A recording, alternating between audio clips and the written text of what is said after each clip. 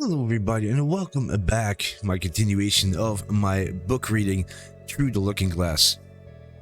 Chapter 3, Looking Glass Animals. Alice stood at the top of the hill and looked down. Which way should I go? She wondered.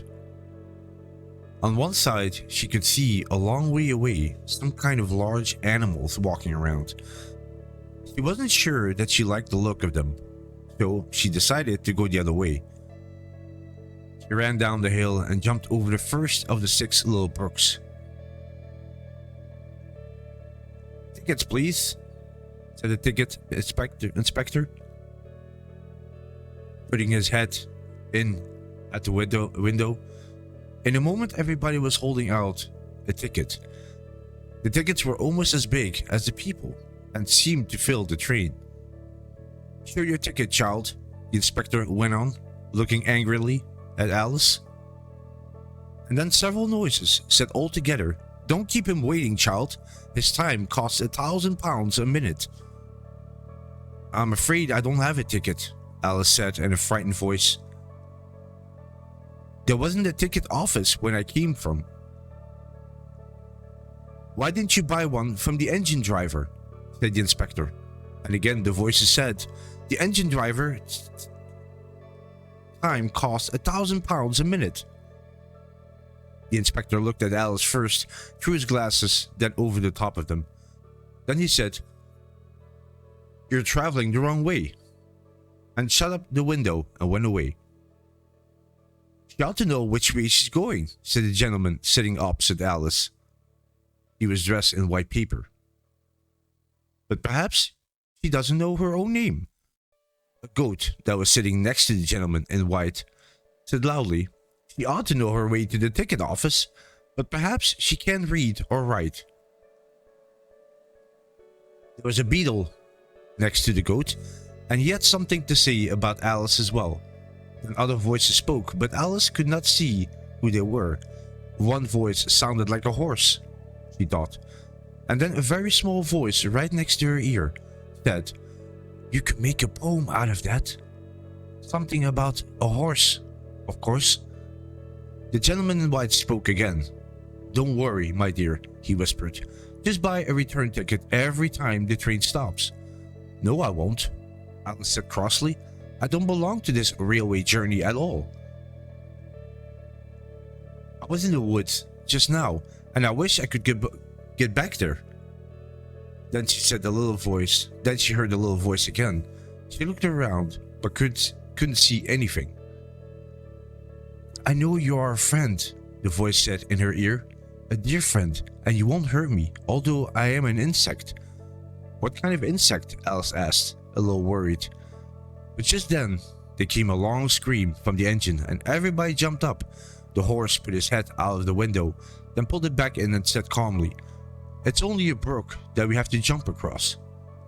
Alice did not like the idea of trains jumping brooks. "But we'll get into the 4th square, I suppose," she said to herself. In another moment, she felt the train go straight up into the air. Frightened, she caught at the thing nearest to her hand, which happened to be the goat's beard.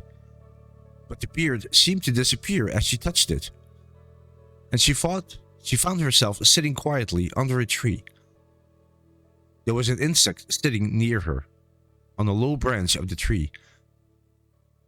It was a very large insect indeed, almost as big as a chicken, Alice thought. "So you don't like all insects?" the insect said quietly, continuing their conversation. "I like them when they can talk," Alice said. "None of them ever talk where I come from. But everything here is so different. I probably don't even know the names of the insects here." "Can you remember your own name?" asked the insect. "Of course," said Alice. "Nobody forgets their own name."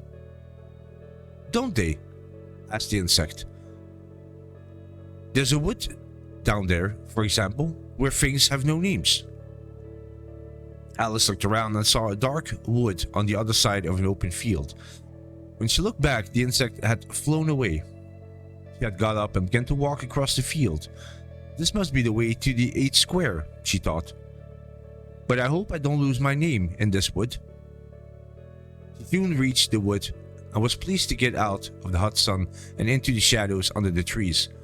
How nice and cool it is in here, under the what? She said, surprised that she could not think of a word.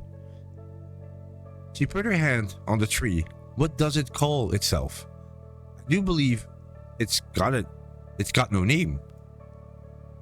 She stood for a moment thinking, and now, who am I? I will remember if I can't. She tried and tried, but she could not remember her name. It began with an L, she thought, but she wasn't really sure. So she hurried on through the woods, hoping to get to the other side quickly, and after a while she came out in another open field. She stopped and thought hard. Why? It's Alice, of course, she said. My name is Alice. I won't forget it again. And now, which way do I go?